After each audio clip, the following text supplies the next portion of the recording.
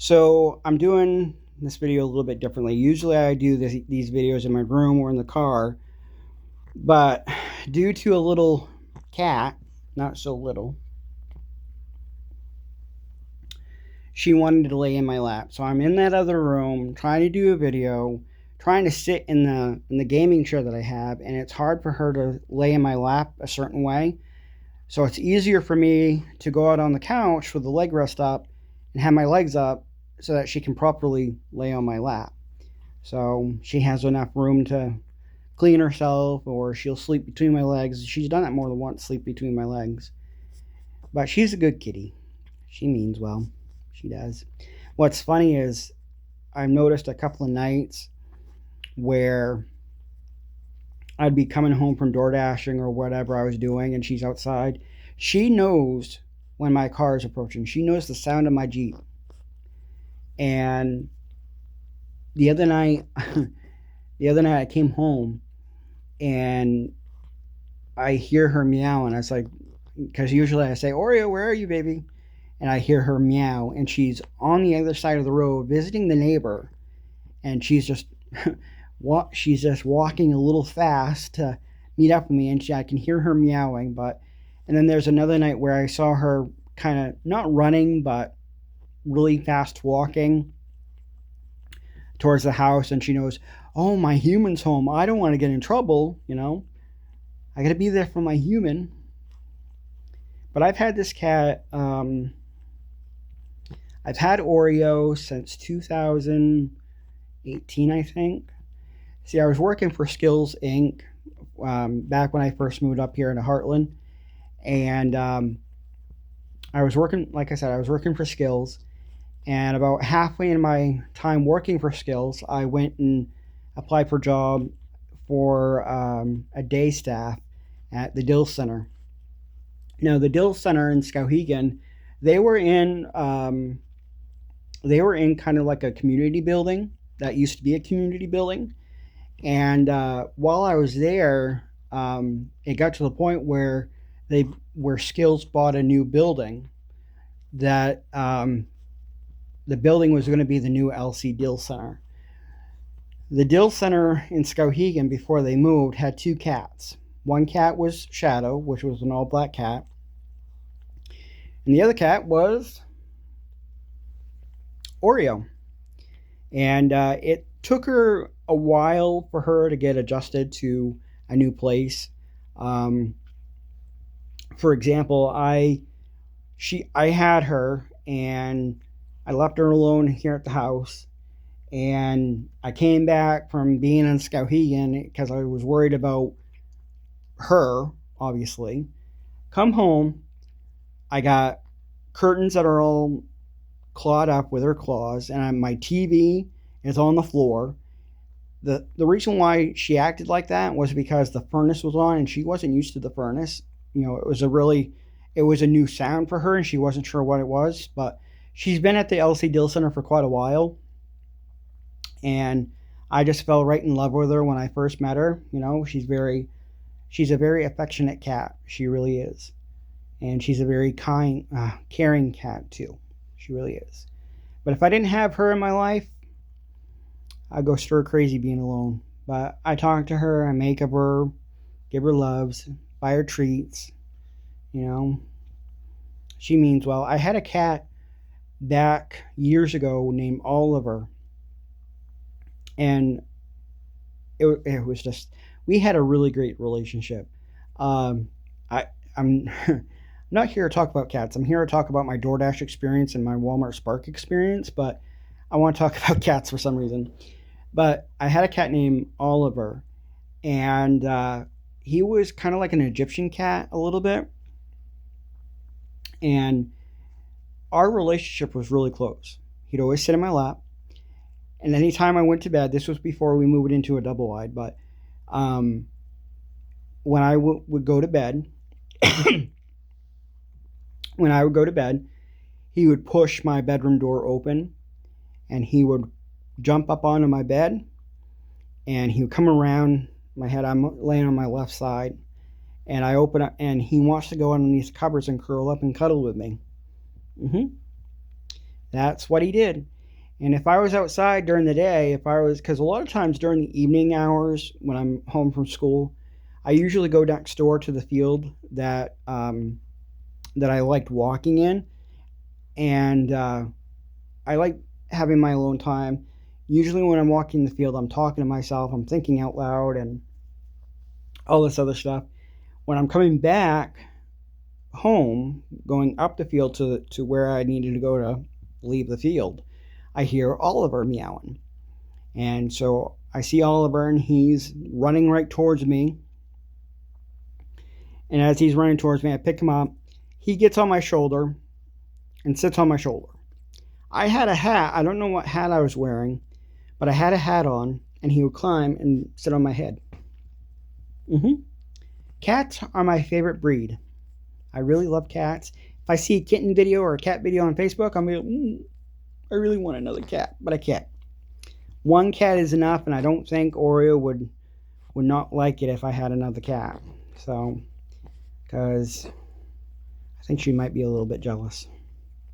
But I love my kitty. My kitty loves me. So, yep. Anyways, so I was trying to do a video last night, but my battery on my phone was dying on me.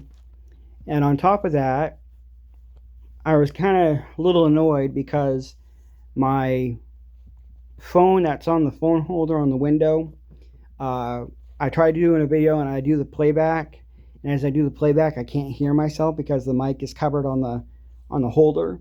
So I have to adjust my phone just right to get a video in, and then usually I have to do a test video, go back, play the video, and see if I can hear myself, and then it's fine. So, but anyways, so yesterday I was door dashing and I was Walmart Sparking, and I made a little over $100 between DoorDash and Walmart Sparking.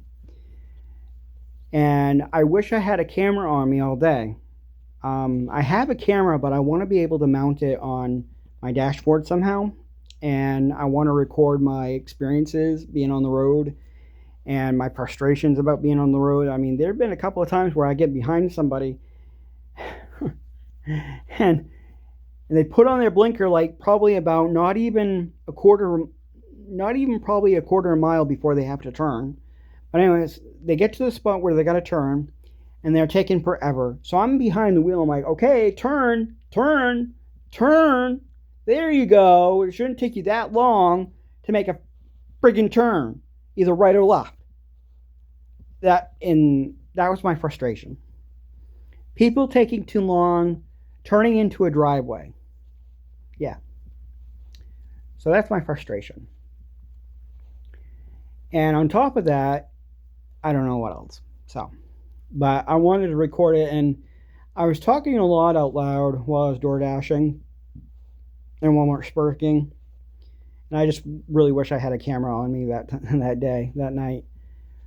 So, anyways, so my experiences with door dashing and Walmart Sparking.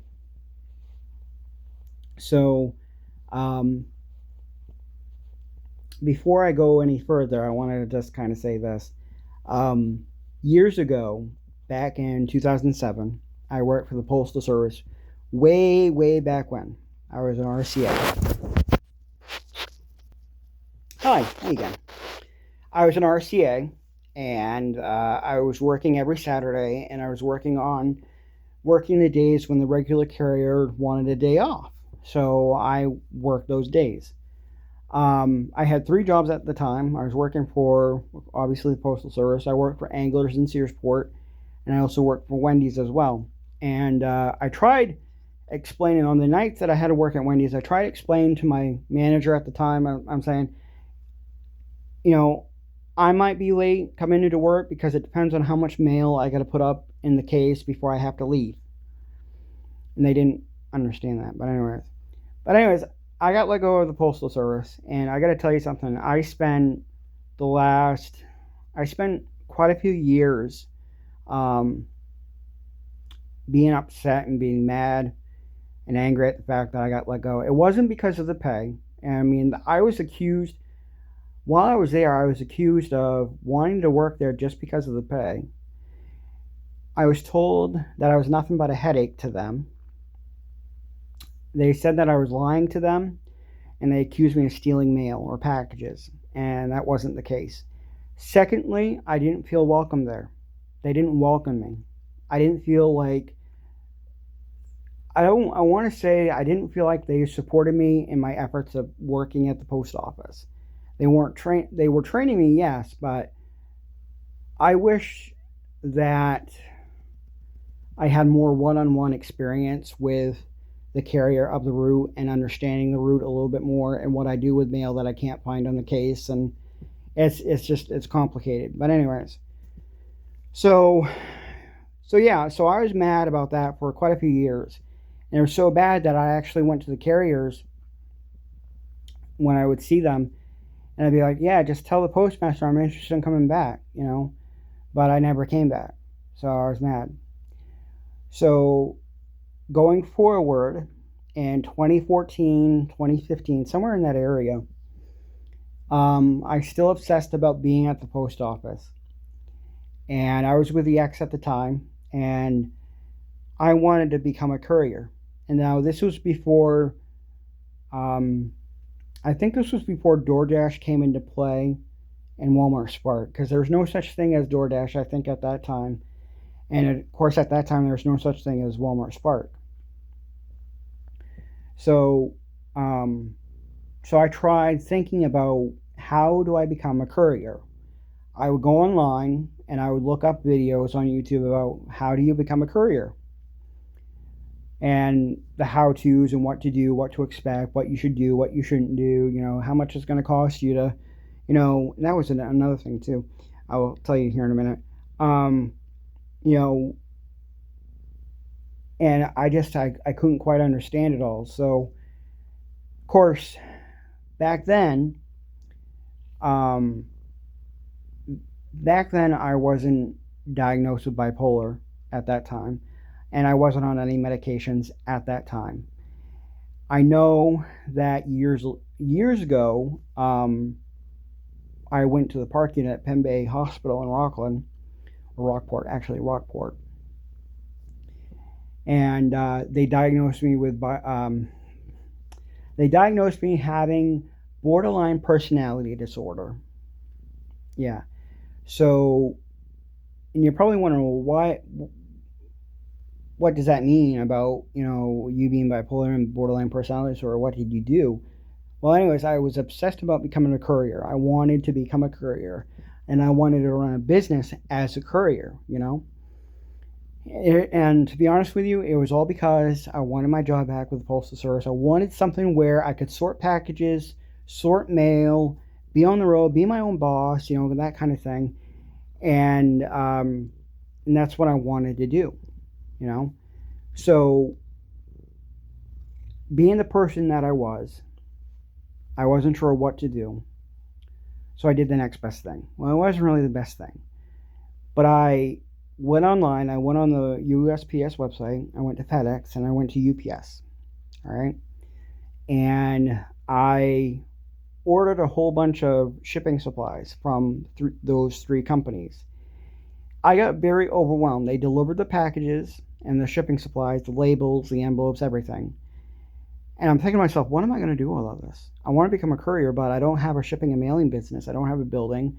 I have nowhere to store all these.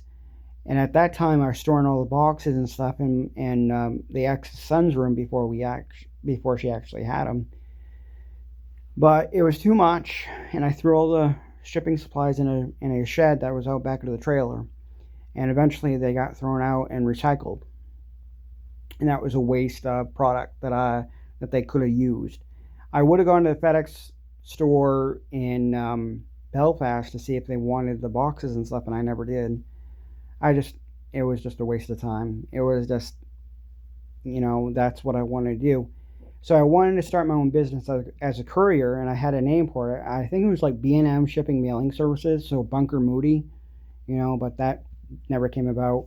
I had to learn that if I wanted to become a courier or a shipper or a trucker or whatever, I had to get a DOT number. I had to get another number, and I had to have insurance. I had to have all these things in play. Anyway, so I was like, where can I start to become a courier? I got this business idea I want to do, and I want to build it up, and I want to create it, and I want to make something of it. Again, this was back in 2014 or 15, before DoorDash and before Walmart Spark. So I looked on Craigslist for a courier job, or a job in shipping or whatever, and I came across an ad on Craigslist about being a Sunday newspaper delivery driver. And I thought, okay, cool, I can get that. I'm going to be a courier. That's something I want to do. I want to work at it and see what happens. Now, get this. It is either October or November that I started working for Maine Sunday Telegram. That's who it was. And at that time, I had a Malibu Max, Chevy Malibu Max car. And back then, I didn't know anything about snow tires. I didn't know anything about getting snow tires. And the car that I had, I think it was mostly a front-wheel drive. And it wasn't an all-wheel drive. So I got the job delivering papers. Hi, how are you? You gonna go over there? So I got the job delivering papers, and the guy showed me the route. So I got the route, and I learned the route very quickly. It wasn't that hard to know where to go, and I didn't mind it. I was delivering. So before I go further, the pickup for the newspapers, I would have to leave Belfast at a certain time early in the morning to go all the way down to Camden.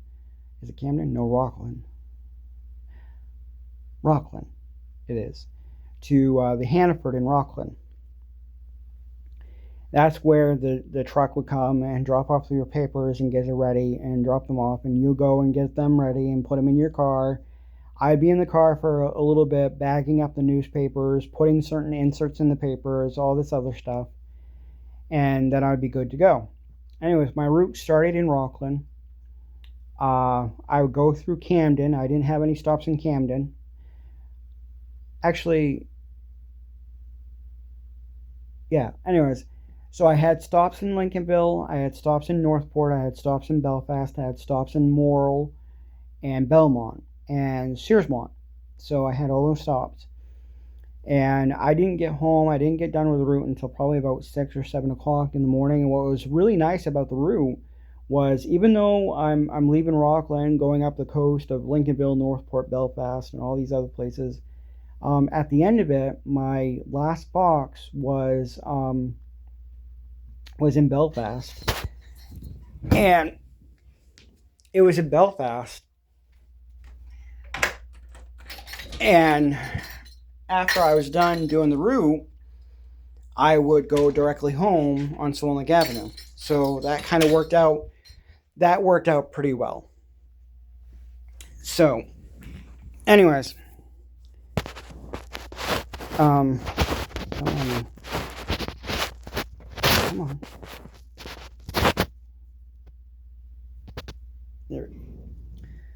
So I was doing the newspaper route, and it got to the point later on.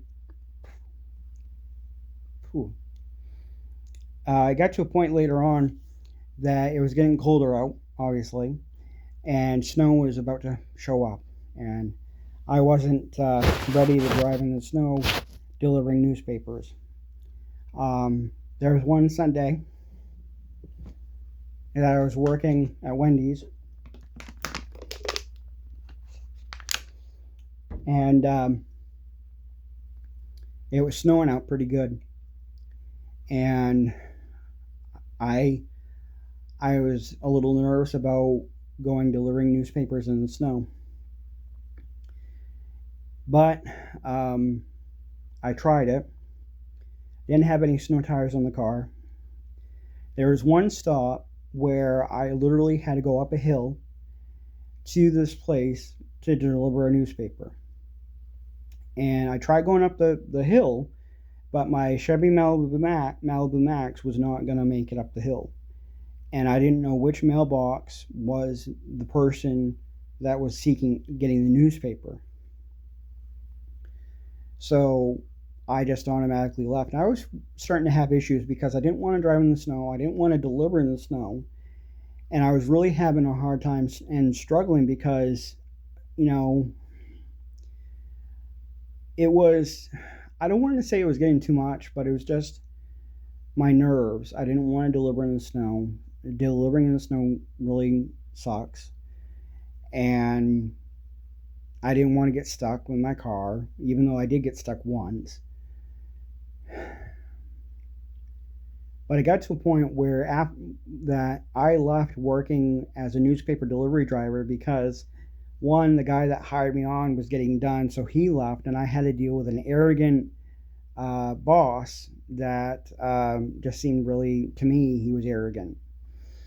So I left. I quit working as a newspaper delivery driver, and I was only getting like 253, probably close to 300, but usually I think it's just 250 250 a week for delivering papers just on a Sunday. Yeah. So I didn't mind it. I liked doing it, but when it got to the point of where snow started falling, it's like I'm not going to be able to do this. This is going to be a challenge. So unlike delivering for DoorDash and Walmart Spark, I can make my own hours and I can make my own schedule. So if it's really snowing bad outside and I don't feel safe enough to go outside to deliver um, goods, then I'm not going to go out. I'm going to stay home. But I know this winter it's going to be really busy because no one wants to go out in the winter. No one wants to go out in the wintertime. It's easier just to go on your phone and order it online, and someone will go deliver it for you. So, anyways, but so the idea of becoming a courier was still there, and I was obsessing over it. I didn't know what to do. And years later, I tried to apply for FedEx. Thought I was going to get a job with FedEx, but I would have to travel all the way to Augusta to do the FedEx job, which going to Augusta was like 45 minutes from where I live because I live in Belfast. And of course, I would get a job at UPS, but I would have to go all the way to Brewer to work. And that's a 45-minute drive from where I lived.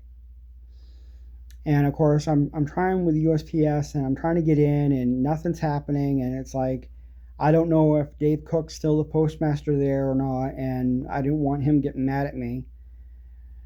So I left it be. So anyways. But that's my story. You know, I want to become a courier. I want to become a delivery driver. I like doing delivery stuff. And what was really fun was Friday after working at Puritan, I decided to do some Walmart sparking. And let me tell you about Walmart sparking. Okay. Walmart sparking is like a third-party delivery service, right? So you download the app, and on that app, you get offers. The offers range from 40 to 50 bucks per offer. But it really depends on the offer. For example, if I get a $45 offer to deliver some goods, it will say you have 13 stops and it'll take you an hour to deliver the packages, right? So I look at the offer first and say, okay, is this a good offer? Well, let's see where we're going. We're going to Newport, we're going to St. Albans, we're going to Heartland, we're going to Canaan. Canaan's okay. And then you got to go all the way to Skowhegan. And I'm thinking to myself, why Skowhegan? Why is somebody ordering stuff at the Palmyra Walmart and not ordering at the Skowhegan Walmart? I'm not driving 30 minutes out of my way to deliver something that you could have ordered at the Skowhegan Walmart. And on top of that, I had another offer where the offer was all the deliveries were in Heartland, and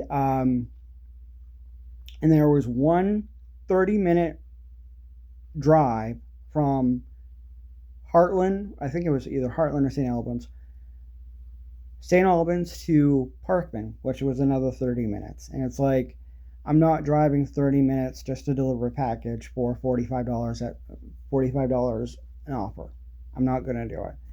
So Friday, I had I had an offer, and the offer, all the orders were in either Palmyra, St. Albans, Cambridge, Ripley, and Athens. And I thought to myself, oh, I could do that. That's right where I'm close to. I live in that area. By the time I'm done delivering all these packages, I can go right straight home. I think that offer was about $40 to do for those packages. What was funny was, what was really cool about what I liked was I would have to go to the curbside pick. I would have to go to curbside pickup. I'm trying to do this a little bit fast. I only got a couple more minutes left. Did the curbside pickup, waiting for my order. I was there for a good 15-20 minutes until they started coming out. Everything that the cart had, it was in packages. It was wrapped up in Walmart bags, like a package, with tags on it. And I would have to scan all the packages. I would have to scan all the packages in my car and verify it. What was really funny was I came across two things: 2 cases of water, and there was another package for the person. And I looked at it and I'm like, oh, it's Shirley. I'm delivering to her house. That's pretty cool. So after I delivered her stuff at her house, I sent her a text message. I'm like, hey, your stuff you ordered is at your house. You told me to text you when it arrived. And she goes, oh, yeah, that's right. I can't wait to see her at work this week. So I scanned all the packages, and then I was on my way, and I was like, gee, this is really fun. This is what I wanted to do. This is what I'd like to do, is go deliver packages and be on the road and be my own boss, So I did that, and the next day was Saturday, and I decided to do door dashing and Walmart sparking. Of course, I had to get my tire fixed on my car before I did any of that. I had a flat. Then I had a donut on the car. The stud was broken, so that had to be replaced. And the regular tire got put on, and the spare tire went in the back of my Jeep. Anyways, so after my tire was fixed, I did DoorDashing and Walmart Sparking. I had those 2 apps on, and I was waiting for offers. So, I had one offer at 12 o'clock from Walmart to go to Etna. And it's like, no, I don't really want to go Etna. But when I looked it up on the map, on my GPS, it's like, okay, Etna's not too far away from Newport. I could have done that offer. It's whatever. So it wasn't until later on in the day that orders started coming through. So I got an order for DoorDash to go deliver something in Corinna. And then I got another order for DoorDash, but as I was coming back from Corinna to go to Newport, I got offers at Walmart, and I always check the offers. I always check to see where I'm going. I always check to see the quantity of items that I'm going to be delivering. And it's like, I can't do that, so I would reject it until I get a better offer. What I was running into, what was really frustrating, was I'd be DoorDashing, and I would accept an order for DoorDash. Not a minute too later, I get an offer at Walmart Spark, and that offer was like $40. And I looked at the order. I'm like, I could have done that order for $45. I could have done that order by just shopping and delivering. That would have saved me a lot of money. It wouldn't save me a lot of money, but it would add to my bank account for $40. And I'm like, what is going on? Why am I getting all these offers on DoorDash? And then halfway through, I get a good offer on Walmart Spark that I could have done. And it's like, I can't, whatever. But I did make at least $40 on DoorDash, and I made a little over $40 or $50 on Walmart Spark. So yeah, but that was a frustration. But I like doing delivery. I've tried to apply for FedEx, but I got to the point where I applied for FedEx and I had an interview with FedEx, but the pay was going to be $18 an hour plus overtime. I'm like, okay, that's pretty good. but I would be taking a cut in my pay because right now I get paid pretty good at where I work right now. And I didn't like the fact that I live in Heartland, but I would have to go all the way to Herman to work for FedEx. And Herman's like 30-minute drive from where I live. And what I didn't like was the fact that what's going to happen if I have to go to work for FedEx and I'm in a dead snowstorm? And it's like, it's not safe to drive, and I'm not going to be able to go driving. I can't drive all the way from where I live now to Herman to go deliver packages in the snow. I'm not doing it. And that's not what I want to do. So I like where I work. You know, I can go to work in a snowstorm. It's only 10 minutes away from where I live, which is good. And I like where I work. You know, it's a good paying job. I like the people who I work with. And yes, I've been there for about 3 years. I minus the fact that I was gone for 2 weeks for the Postal Service, came back because of the fact that I was an RCN and I wouldn't get a whole lot of hours, and it wasn't full time. So, and they wanted me to use my own car, but I wasn't going to do wear and tear on the car. But look what I'm doing now. I'm door dashing and I'm doing Walmart Spark, and I'm already, you know, I'm already putting a lot of miles on the car, but I like what I do. You know, I like doing this kind of stuff. I enjoy doing this kind of stuff. I enjoy going into Walmart or Hannaford and going shopping for the customer and having to go deliver that to deliver their goods, you know, because they're putting it on me to go deliver, and they expect that. Anyways, so I think that's what I wanted to say. I think I got everything I wanted to say out on the video. I think. Hopefully I didn't forget anything else. So, anyways, but as I was talking out loud and thinking out loud yesterday while I was door dashing, you know, I was talking about how I wanted to do my own courier business, and I didn't really put whole lot of thought into it. So what I have to put in an account is the fact that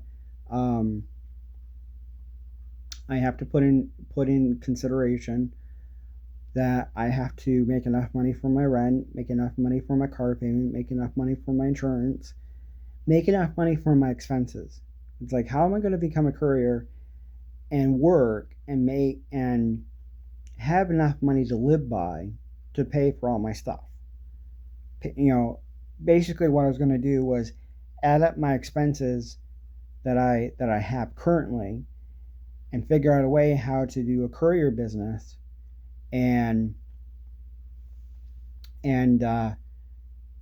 see how much money I'm going to have to make to, you know, pay my expenses. And it's like, I got a lot of money that I got to pay for, like, for my bills currently. You know, I got my rent, my insurance, my car, you know, that kind of thing. So I had to, like, okay, I got to add everything up. And once I add everything up, be like, okay, this is what I need to make. How do I do that? By being a courier. So I wanted to do it as a business. You know, years ago, I wanted to do it as a business. That's what I wanted to do. But it's a lot to run a business. It really is. So, you know, you got to get an LLC, you got to get a DOT number, you got to get another number, which I don't know what it is. You gotta track down your log, your driver log. You got to do this. You got to do that. It's a lot of stuff that you got to put together to create a courier business, and it's like so. But you know, looking back, I wish DoorDash and Walmart Spark was a thing back then, back when I was trying to do a courier business. But there's no, you know, I don't think DoorDash or Walmart Spark came into play until later on in the years. But where I lived in Belfast, I couldn't do Walmart Spark because it's like 30 minutes away, and I'm not driving 30 minutes away just to go deliver stuff. Where I live now, the Walmart in Palmyra is only 10 to 15 minutes away, so I can do that and also do door dashing. So I'm going to end this video for now. I appreciate you guys watching the video. I appreciate your support, especially my coworkers who watch my videos. I like doing this kind of stuff, the vlogging, the talking, and you know, just kind of sharing my thoughts and ideas. I like doing this kind of stuff, so I appreciate your support. Make sure that you go on my YouTube page of Wheels on the Road. I think I might change that name, but I want to work towards doing more documentaries, doing more vlogs, that kind of stuff. So, but it's Wheels on the Road. It's on YouTube. Make sure you follow and like the video, or follow and like the channel, I should say, and go from there. So, and there's one more thing I wanted to say before I ended this video, but yeah, I like doing this kind of stuff. And if you think that I should, and the thing that I want to do about the courier is I want to do it as like a side gig. You know what I mean? I want to do it as a side gig. I was thinking maybe I can do this as a hobby. You don't really get paid for it. No, it's a side gig. I like doing this kind of stuff, and I don't think I want to run my own business trying to be a courier. I like what I'm doing right now, but I need to make more money than what I'm making. I don't know. It's besides the point. But anyways, I'm going to end this video now. I only got a minute left. So I appreciate you guys watching and appreciate your support. But yeah, thank you for listening and thank you for watching. So have a great night.